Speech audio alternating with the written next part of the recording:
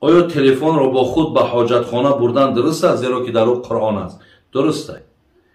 یعنی اگر شما یک کار کنید که وقتی تلفن هاتون توالت میبرین، حاجتخانه میبرین، در آوازش اگر به شرط قرآن باشد یا اذان باشد یا یگان چیزی بگیم دینی باشد، آواز همون را بگیرید، یعنی در همون ویبراسیا مونینش.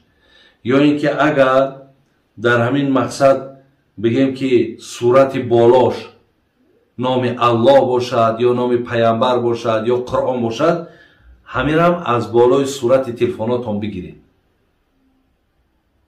یعنی در حاجتخانه با این صورت و با این آواز داخل نشین.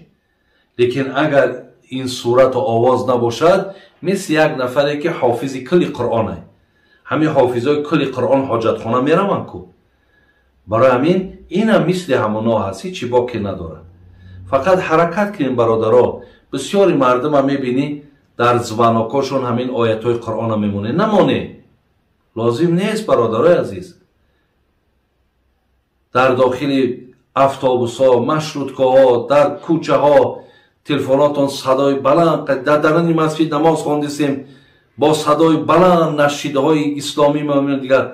نمانین همین ها را برادرای عزیز.